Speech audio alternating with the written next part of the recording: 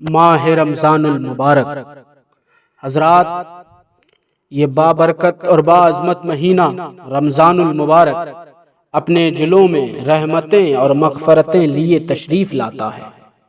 اس 30 دن کے مہمان کی رضا سے رضائے الہی نصیب ہوتی ہے۔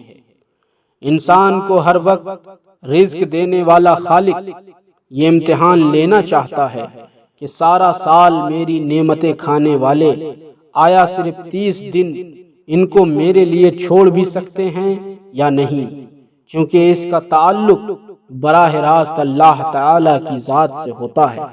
اس لیے امتحان دینے والا یا لینے والا ہی جانتا ہے کہ وہ امتحان میں کامیاب ہوا ہے یا نہیں۔ اسی لیے حدیث قدسی میں ہے کہ روزہ صرف میرے لیے ہوتا ہے اور اس کی جزا میں خود ہی براہ راست عطا کرتا ہوں، اور یعنی روزہ دار یہ امتحان دے کر مجھے ہی پا لیتا ہے۔ قرآن کریم میں مختلف مقامات میں اعلان ہوا کہ جو اچھے اعمال کرے گا اسے جنت ملے گی، تجری من تحتها الانہار خالدین فیہا، اس میں نہریں جاری ہیں جس میں ہمیشہ رہیں گے۔ گویا کہ اعمال صالحہ کے نتیجے میں جنت حاصل ہوتی ہے۔ نماز، حج، زکوٰۃ، غربا کی امداد، بیماروں کی عیادت، مساکین کی خبرگیری وغیرہ تمام اعمال خیر سے جنت ملتی ہے، مگر روزہ وہ عبادت ہے جس سے جنت والا ملتا ہے، خود مالک حقیقی ہی مل جاتا ہے۔ حضرات محمود و ایاز کا واقعہ بھی سماعت کرتے چلے کہ ایک دفعہ محمود غزنوی رحمت اللہ علیہ نے جواہرات اپنے جرنیلوں کے سامنے پھینکتے ہوئے فرمایا کہ چن لیجئے، اور خود آگے بڑھ گیا۔ تھوڑی دور جا کر واپس دیکھا تو ایاز گھوڑے پر سوار پیچھے آ رہا ہے۔ پوچھا، ایاز یہ کیا تجھے موتی اور جواہرات نہیں چاہیے؟ ایاز نے عرض کیا کہ جو موتیوں کے طالب تھے موتی چن رہے ہیں، مجھے موتی نہیں بلکہ موتیوں والا چاہیے، مجھے جو درکار ہے میں اس کے ساتھ ہوں۔ اسی سلسلے میں ایک حدیث بھی ملاحظہ فرمائیے۔ حضرت رابعہ رضی اللہ عنہ، رابعہ حضور صلی اللہ علیہ وسلم کے صحابی تھے۔ مشکوٰۃ شریف میں ہے کہ ایک مرتبہ آپ نے حضور صلی اللہ علیہ وسلم کو وضو کرایا تو حضور صلی اللہ علیہ وسلم نے فرمایا، اے رابعہ مانگ، کیا چاہتا ہے؟ سبحان اللہ، حضرت رابعہ نے کیا ہی خوب مانگا۔ عرض کیا کہ جنت میں بھی آپ ہی کے پاس حاضر رہوں۔ گویا کہ عرض کیا کہ آپ سے آپ ہی کو مانگتا ہوں۔ کسی شاعر نے اس کو کیا خوب ادا کیا ہے، وہ کہتا ہے کہ تجھی سے تجھی کو، تجھ سے تجھی کو مانگ کر، مانگ لی ساری کائنات، تجھ سے تجھی کو مانگ کر، مانگ لی ساری کائنات، ارے مجھ سا کوئی گدا نہیں، تجھ سا کوئی سخی نہیں، مجھ سا کوئی گدا نہیں، تجھ سا کوئی سخی نہیں، اور تیرے کرم سے بے نیاز کون سی شے ملی نہیں، تیرے کرم سے بے نیاز کون سی شے ملی نہیں، جھولی ہی میری تنگ ہے، تیرے یہاں کمی نہیں۔ اللہ اللہ۔ پھر آپ غور فرمائیں حضرات کہ جس کو حضور صلی اللہ علیہ وآلہ وسلم فرمائیں کہ مانگ، کیا مانگتا ہے، اس کی قسمت کا کون اندازہ کر سکتا ہے۔ روزہ فرض ہونے کی وجہ اسلام میں اکثر اعمال کسی نہ کسی واقعے کی یاد تازہ کرنے کے لیے مقرر کیے گئے ہیں۔ مثلاً صفا اور مروہ کے درمیان حاجیوں کا دوڑنا حضرت ہاجرہ کے ان دو پہاڑوں کے درمیان دوڑنے کی یاد کو تازہ کرتا ہے۔ آپ حضرت اسماعیل علیہ السلام کے لیے پانی تلاش کرنے ان دونوں پہاڑوں پر دوڑتی ہیں۔ وہی طریقہ اللہ تعالیٰ نے قیامت تک حاجیوں کے لیے لازم قرار دے دیا۔ اسی طرح ان دنوں میں رسول اکرم صلی اللہ علیہ وآلہ وسلم نے کچھ دن غار حرا میں گزارے تھے۔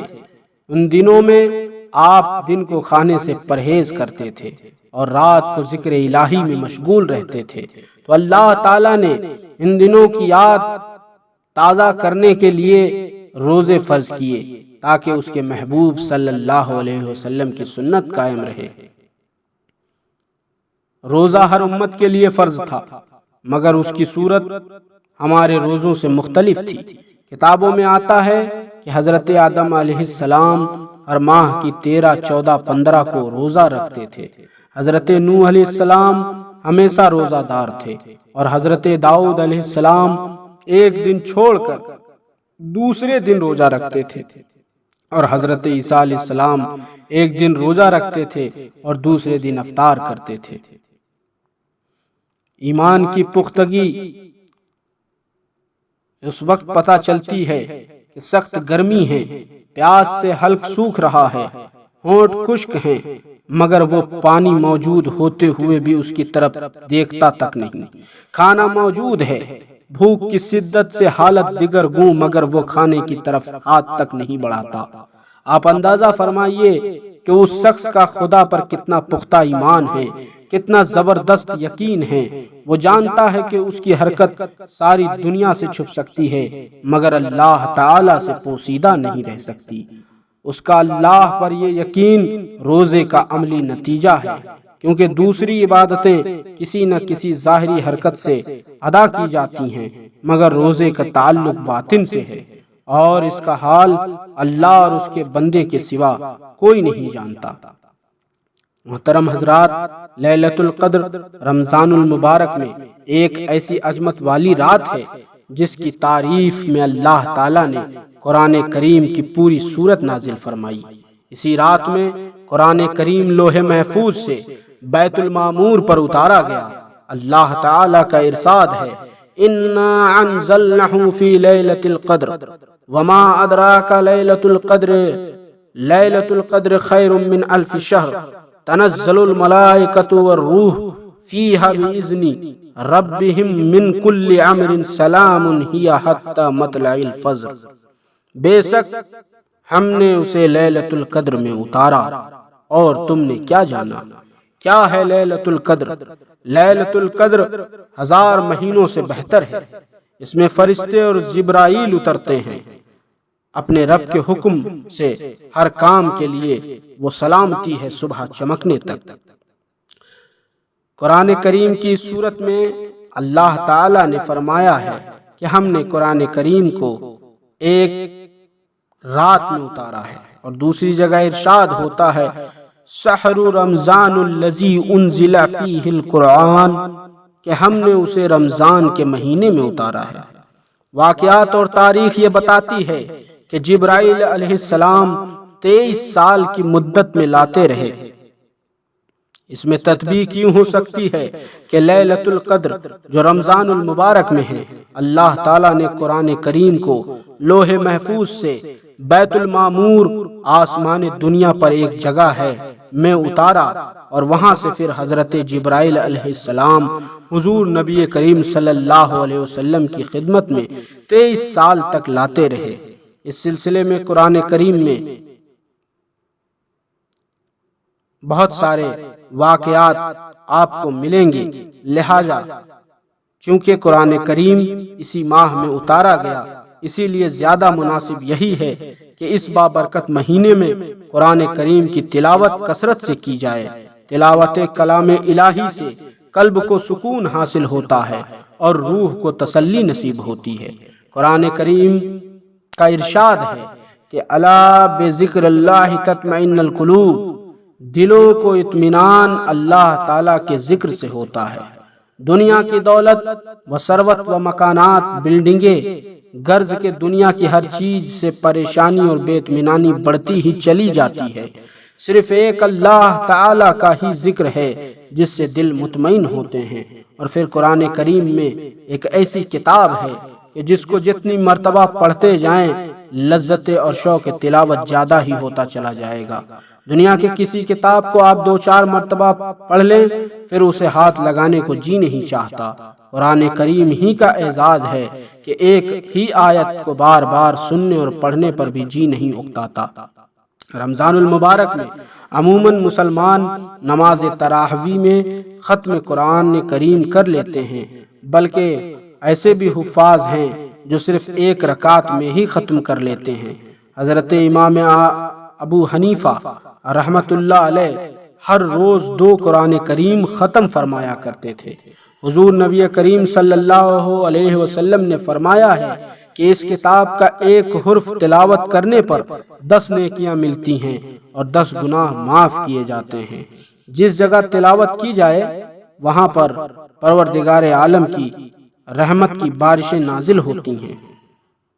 محترم حضرات، اسلام میں پہلی ہجرت حبشہ کی طرف ہوئی۔ جن حضرات نے یہ ہجرت فرمائی ان کی قیادت حضرت عثمان غنی رضی اللہ تعالی عنہ کر رہے تھے۔ اس قافلے میں حضرت جعفر بن ابی طالب بھی شامل تھے۔ یہ قافلہ حبشہ جا کر آباد ہو گیا۔ ادھر کفار مکہ نے ان مسلمانوں کو وہاں بھی چین سے نہ بیٹھنے دیا۔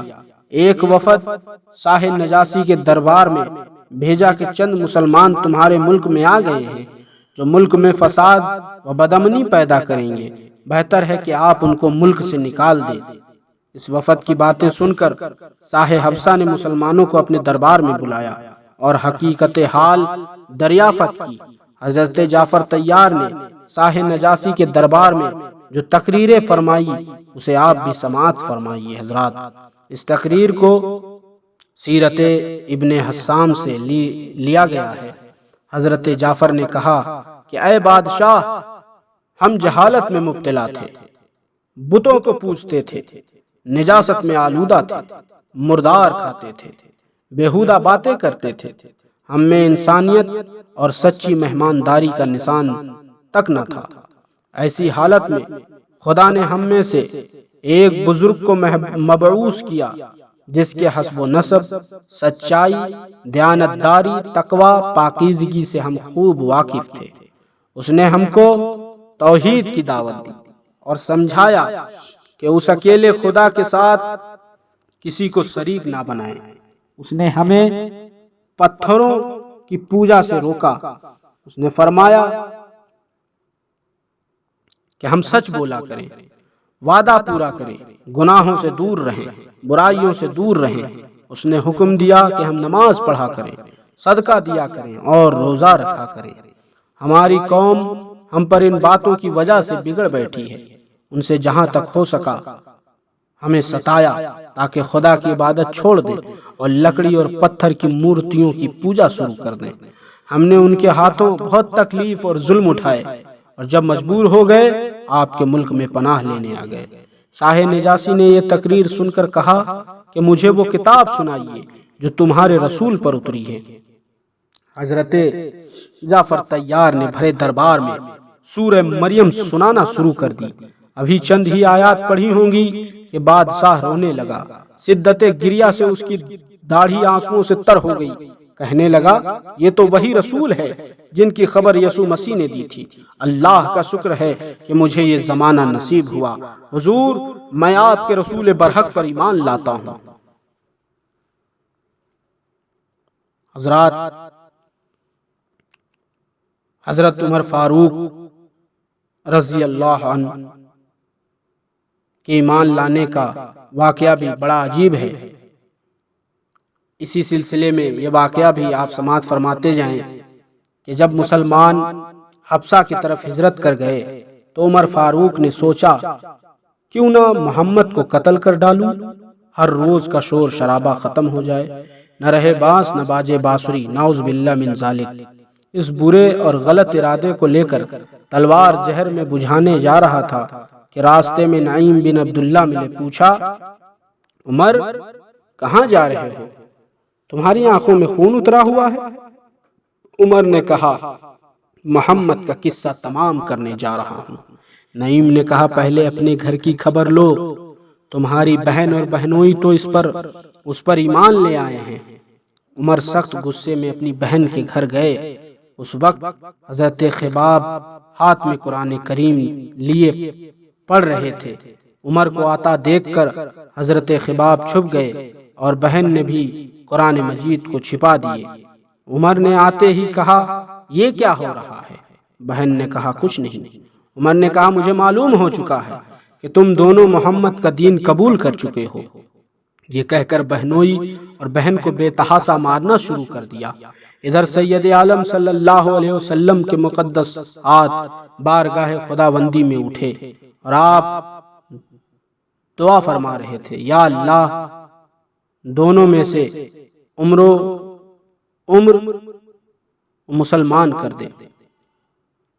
لہذا دعا ہوئی، اللہ نے دعا قبول کی اور دعا قبول ہو چکی تھی۔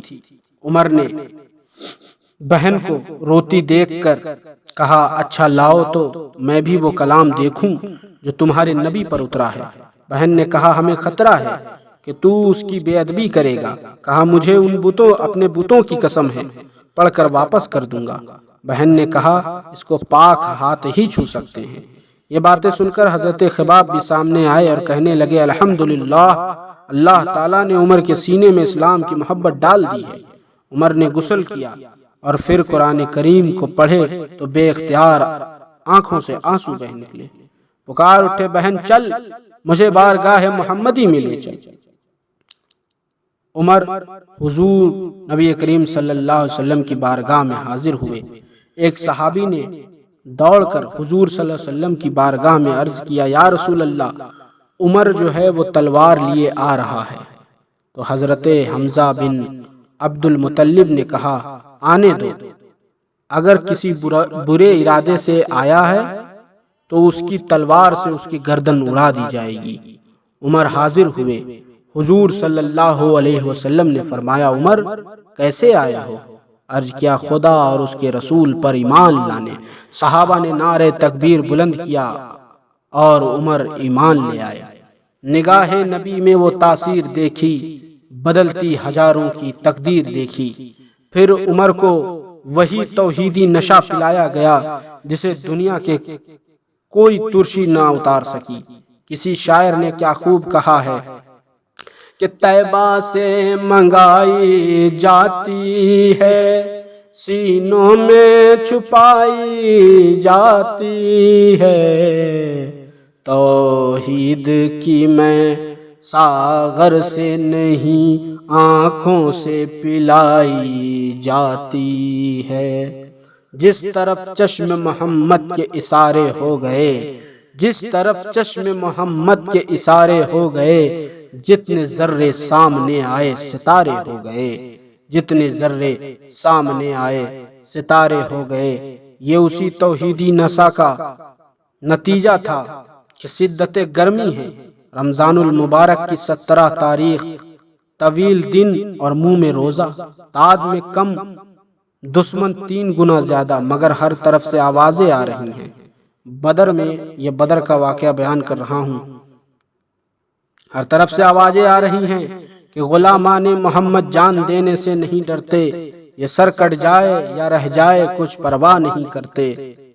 سامان حرب کی یہ حالت تھی کہ اگر ذراح ہے تو خود نہیں، خود ہے ذراح نہیں، شکستہ تلوار ہے کہ ان کے پاس دو گھوڑے، 6 ذراحیں 8 شمشیریں، پلٹنے آئے تھے یہ لوگ دنیا بھر کی تقدیریں۔ نہ تیغ و تیر پر تکیا، نہ خنجر پر، نہ بھالے پر، بھروسہ تھا تو ایک سادہ سی کالی کملی والے پر۔ مگر یہ لشکر ساری دنیا سے انوکھا تھا، نرالا تھا کہ اس لشکر کا افسر ایک کالی کملی والا تھا۔ صحابہ کا جذبہ دیکھیے کہ غزوہ بدر کے لیے جب سید عالم صلی اللہ علیہ وسلم نے انصار و مہاجرین صحابہ کو جمع فرما کر دریافت کیا کہ کون ہے جو اپنی جان اللہ کی راہ میں قربان کرے، سب سے پہلے مہاجرین کی طرف سے حضرت صدیق اکبر اور حضرت عمر فاروق نے عرض کی ابو بکر و عمر نے عرض کی اے ہادی دوراں، ہمارے مال و جاں اولاد سب کچھ آپ پر قرباں۔ اور انصار کی ترجمانی کرتے ہوئے حضرت مقداد نے عرض کی، کہتے ہیں کہ اٹھے مقداد اٹھ کر عرض کی اے سرور عالم، نہیں ہے قوم موسیٰ کی طرح کہہ دینے والے ہم، نبی کا حکم ہو تو فاند جائیں ہم سمندر میں، جہاں کو محو کر دے نہ رہے اللہ اکبر میں۔ قریش مکہ تو کیا چیز ہے دیووں سے لڑ جائیں، سنانے نیزہ بن کر سینے باطل میں گڑ جائیں۔ قوم موسیٰ کا جواب، یہ جواب ان اصحاب کا تھا جن کے پیٹ پر 3 دن تک پتھر بندھے رہتے تھے۔ آئیے اب ذرا اس قوم کا جواب بھی سنیے جن کے کھانے کے لیے من و سلوہ، پہننے کے لیے قدرتی لباس، پینے کے لیے چشموں کے ٹھنڈے اور میٹھے پانی اور سائے کے لیے بادلوں کا انتظام تھا۔ اس ناز و نعیم میں پروان چڑھنے والی قوم نے قوم مالکہ سے جنگ کے اعلان کے وقت موسیٰ علیہ السلام کو کہا تھا کہ تو اپنے رب کو اپنے ساتھ لے جا اور دونوں کو اکٹھے جنگ کرو، ہم تو یہاں بیٹھے ہیں۔ اس واقعے کی طرف اشارہ کرتے ہوئے حضرت مقداد رضی اللہ عنہ نے عرض کیا تھا کہ نہیں ہے قوم موسیٰ کی طرح کہہ دینے والے ہم، نبی کا حکم ہو تو فاند جائیں ہم سمندر میں، جہاں کو محو کر دے نہ رہے اللہ اکبر میں۔ بدر میں امداد الہی جو ہوا، اللہ تعالیٰ ارشاد فرماتا ہے کہ اور یہ بات حق ہے کہ بدر میں حق کے تعالیٰ نے تم کو منشور فرمایا، حالانکہ تم بے سر و سامان تھے، تو اللہ تعالیٰ سے ڈرتے رہا کرو تاکہ تم شکر گزار ہو۔ جبکہ آپ مسلمانوں سے یوں فرما رہے تھے کہ کیا تم کو یہ امر کافی نہ ہوگا کہ تمہارا رب تمہاری امداد کرے 3000 فرشتوں کے ساتھ جو اتارے جائیں گے؟ ہاں کیوں نہیں، اگر مستقل رہو گے اور وہ لوگ تم پر ایک دم آ پہنچیں گے تو تمہارا رب تمہاری مدد فرمائے گا 5000 فرشتوں سے جو ایک وضع کے بنائے ہوں گے۔ اور اللہ نے یہ امداد محض اس لیے کی تھی کہ تمہارے لیے بصارت ہو اور تاکہ تمہارے دلوں کو قرار ہو جائے، اور نصرت صرف اللہ ہی کی طرف سے ہے جو غالب حکمت والا ہے۔ حضرات، جبرائیل کا گھوڑا اس جنگ میں ایک آواز آ رہی تھی کہ ہجوم آگے بڑھو، ہجوم آگے بڑھو۔ صحابہ کہتے ہیں ہم حیران تھے کہ آواز کیسی ہے۔ حضور صلی اللہ علیہ وسلم نے فرمایا کہ ہجوم جبرائیل کے گھوڑے کا نام ہے، وہ اپنے گھوڑے کو کہہ رہے ہیں کہ آگے بڑھو۔ صحابہ فرماتے ہیں کہ کئی بار ہم کسی کافر کو قتل کرنا چاہتے تھے تو پہلے ہی قتل ہو جاتا، ہم سمجھ لیتے کہ یہ اللہ تعالیٰ کی امداد ہے۔ اس کفر و اسلام کی پہلی ٹکر میں جس میں مسلمان بے سر و سامان تھے، تعداد میں بھی کم اور آلات حرب میں بھی ناکافی، مگر اللہ تعالیٰ نے اس قلیل جماعت کو اپنے سے 3 گنا زیادہ لشکر پر شاندار فتح عطا فرمائی۔ اللہ کے حکم سے کئی قلیل لشکر کثیر لشکروں پر غالب آ جاتے ہیں، اور اللہ تو صبر کرنے والوں کے ساتھ ہے۔ عام طور پر کسی کی زبان سے نکلا ہوا لفظ جہاد کانوں کے پردوں سے ٹکراتا ہے تو تباد ذہنی یہ ہوتا ہے کہ مارکائے کارزار میں پہنچ کر اللہ و رسول کے باغیوں سے جنگ کرنا اور اعلائے کلمت اللہ کا فریضہ ادا کرتے ہوئے یا تو غازی ہو کر لوٹنا یا پھر راہ حق میں شہید ہو کر حیات ابدی حاصل کرنا۔ حالانکہ اسلام میں جہاد کا مفہوم اس سے کہیں زیادہ وسیع تر ہے، اور وہ یہ کہ ایک انسان کو زیادہ مستقیم سے ہٹانے والے جتنے بھی اسباب و علل ہیں ان کے خلاف نبرد آزما ہونا ہر انسان کی عملی زندگی کا اولین فریضہ ہے۔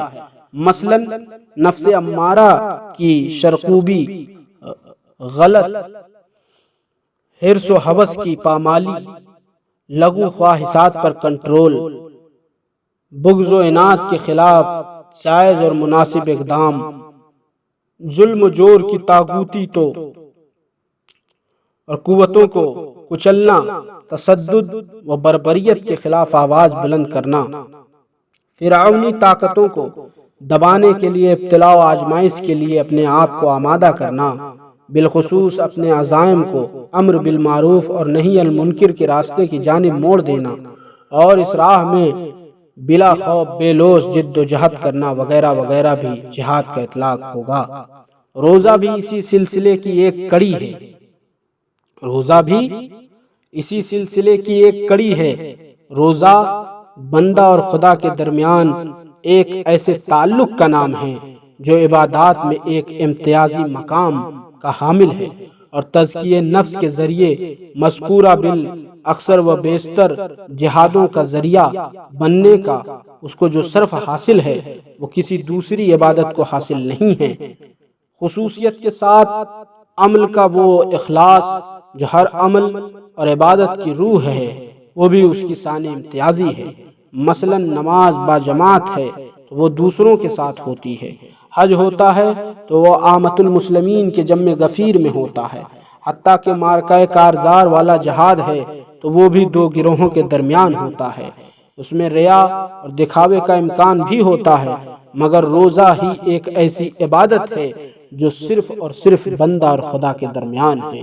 یہ کوئی ایسا عمل نہیں ہے جو کسی کو دکھا کر کیا جائے، لہٰذا اس میں ریا اور دکھاوے کا کوئی دخل ہی نہیں ہو سکتا۔ غالباً یہی وجہ ہے کہ جب میدان قیامت میں ریاکاروں کی ایک قطار کھڑی ہوگی، ان میں ایک مجاہد سامنے آئے گا اور اپنی نیکی بیان کرتے ہوئے جہاد کا نام لے گا تو فرشتوں سے کہا جائے گا کہ اس کو جہنم میں لے جاؤ، کیونکہ اس نے جہاد اس لیے کیا تھا کہ اس کو بہادر کہا جائے، لہذا دنیا میں کہہ دیا گیا، اب آخرت میں اس کا صلہ ملنے کا سوال ہی کیا پیدا ہوتا ہے۔ اسی طرح قاری قرآن کے بارے میں کہا جائے گا، اور اسی طرح زکوٰۃ و صدقات دینے والے کے لیے بھی کہا جائے گا، مگر ریا اور دکھاوے کی بنیاد پر کی جانے والی عبادتوں کے عبادات گزاروں کی فہرست میں حدیث پاک کے اندر روزہ دار کا ذکر نہیں ہے۔ اسی سے روزے کی اہمیت کا اندازہ ہوتا ہے۔ یہ عبادت ہر قسم کے دکھاوے سے بالا تر ہو کر محض خاص الخاص اللہ تعالی کی طرف ہونے کی آئینہ دار ہے۔ فقہی اصطلاح میں جو روزہ کی تعریف کی گئی ہے، یعنی کھانے پینے اور جمع سے رک جانا، اس کی یہی وجہ ہے کہ روح کے لیے عرفان خداوندی اور تقرب اللہ سے روکنے والی دو قسم کی لذتیں ہیں، لذت جسمانی اور خواہشات نفسانی۔ روزہ کی حقیقت میں اس دیوار کو توڑ دیا گیا، اور پھر حدیث پاک میں تو یہاں تک فرما دیا گیا کہ حالت روزہ میں تم کو فکری اور ذہنی پابندیوں کے ساتھ ساتھ اعضاء جوارح کو بھی شرعی احکام کی زنجیروں میں جکڑ دیا گیا ہے، یعنی تمہارے ہاتھ، پیر، آنکھ اور کان کا بھی روزہ ہے، غرض کے جسمانی علائق کی حد بندیوں سے بے نیاز ہو کر اب روحانی عروج و ارتقاء کے لیے تمام راہیں ہموار ہو چکی ہیں، اور زندگی کا حقیقی مقصد بھی یہی ہے جو روزہ سے بدرجہ اتم حاصل ہوتا ہے۔ محمد کی محبت دین حق کی شرط اول ہے۔ محمد کی محبت دین حق کی شرط اول ہے، اسی میں ہو اگر خامی تو سب کچھ نامکمل ہے۔ لہذا میدان بدر میں اگرچہ مسلمان تعداد میں تیسرا حصہ تھے، مگر اللہ تعالیٰ نے کامیابی عطا فرمائی۔ میدان بدر میں جہاں اور بڑے بڑے سرداران کفار قتل ہوئے، وہاں ابو جہل بھی مارا گیا، اس کو دو ننھے بچوں نے قتل کیا۔ حضرت عبد الرحمن بن عوف فرماتے ہیں کہ میں نے اپنے قریب دو چھوٹے بچے دیکھے، وہ دوڑتے ہوئے میرے قریب آئے اور پوچھا، چچا جان ابو جہل کہاں ہے؟ میں نے کہا، بچوں کیوں پوچھتے ہو؟ وہ بولے، قسم کھائی ہے مر جائیں گے یا ماریں گے ناری کو، سنا ہے گالیاں دیتا ہے وہ محبوب باری کو۔ وہ ہمارے آقا و مولا ہمارے رسول کریم صلی اللہ علیہ وآلہ وسلم کو گالیاں دیتا ہے، اس لیے ہم نے طے کر لیا ہے اور قسمیں کھا لی ہیں کہ اس کو قتل کر کے ہی دم لیں گے، یا اپنی جانیں اللہ کی راہ میں قربان کر دیں گے۔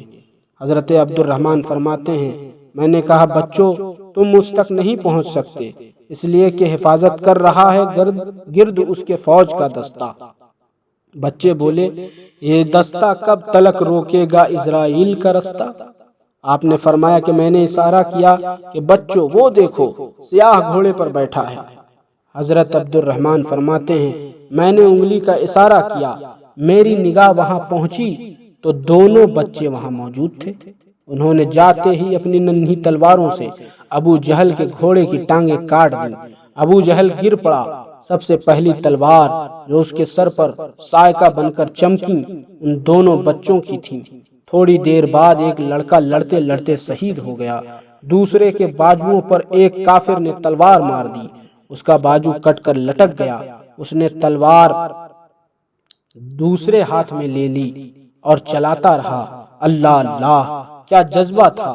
لٹکتا ہوا بازو رکاوٹ بن رہا تھا۔ پاؤں کے نیچے رکھا اور توڑ کر دور پھینک دیا۔ اس کو دور پھینکتے ہوئے سرور عالم صلی اللہ علیہ وآلہ وسلم دیکھ رہے تھے۔ گھوڑا دوڑا کر تشریف لائے اور ٹوٹا ہوا بازو اٹھایا اور لعاب دہن مبارک لگا کر پھر کندھے کے ساتھ جوڑ دیا۔ توڑنے والا ہے تو جوڑنے والا بھی موجود ہے۔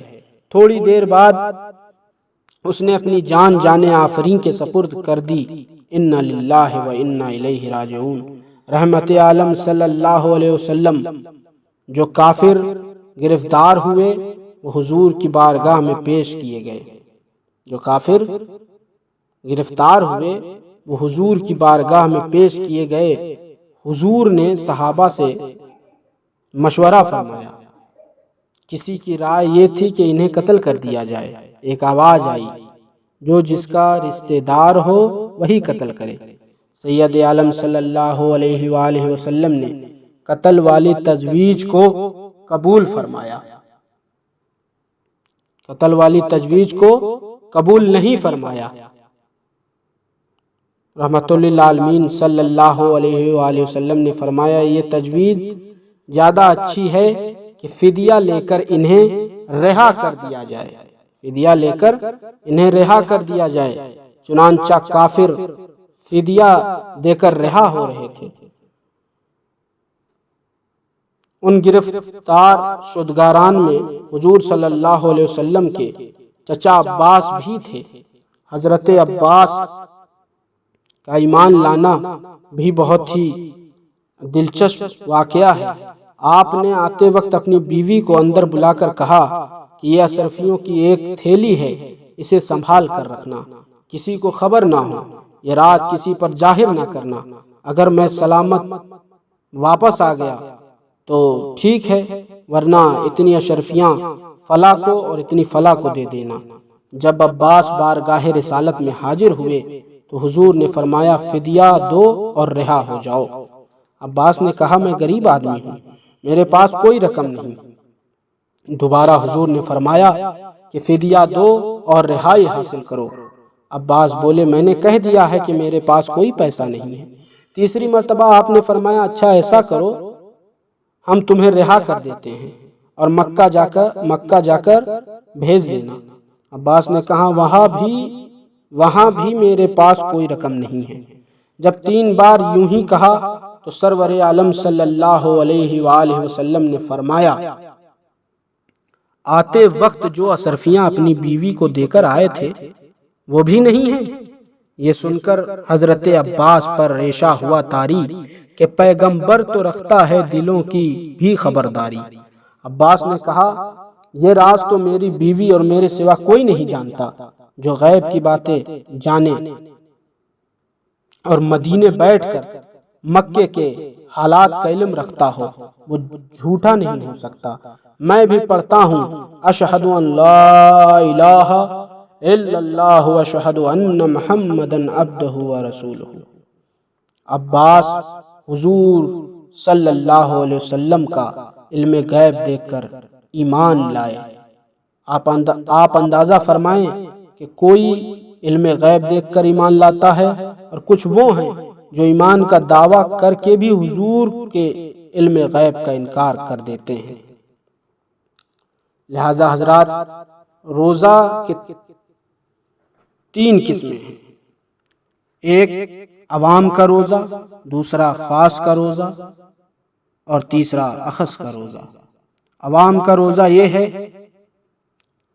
کہ صبح پاؤں پھوٹنے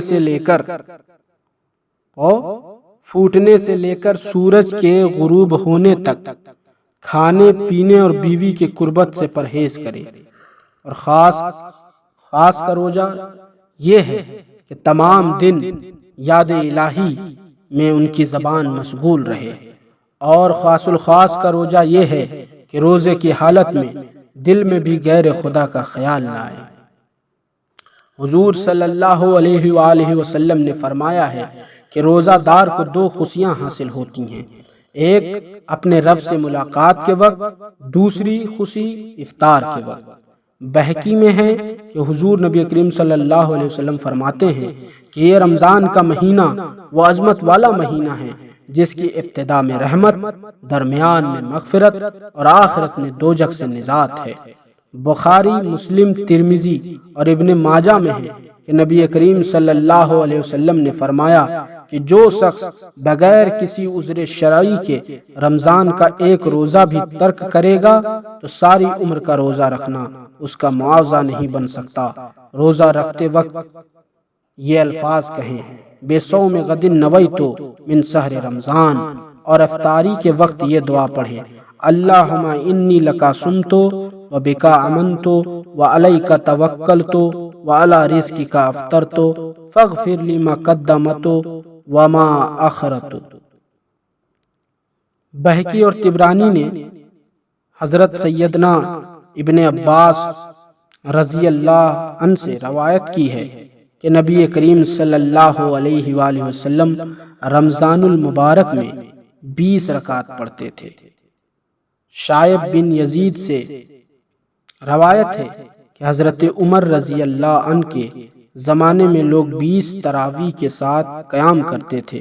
شاہ عبد العزیز محدث دہلوی رحمت اللہ علیہ اپنے فتویٰ میں لکھتے ہیں کہ تراویح کی 20 رکعت پر صحابہ کرام کا اجماع ثابت ہے۔ 20 رکعت تراویح حضور صلی اللہ علیہ وسلم اور خلفائے راشدین کی سنت ہے۔ تراویح میں 1 مرتبہ قرآن پاک کا ختم سنت ہے۔ دربار فضیلت اور 2 بار اگر پڑھیں تو فضیلت ہے اور تیسری بار افضل ہے۔ اللہ تعالیٰ توفیق عطا فرمائیں کہ رمضان المبارک کا احترام ہم زیادہ سے زیادہ کریں اور تلاوت کلام الہی بھی کثرت سے کریں۔ آمین ثم آمین، وآخر دعوانا الحمدللہ رب العالمین۔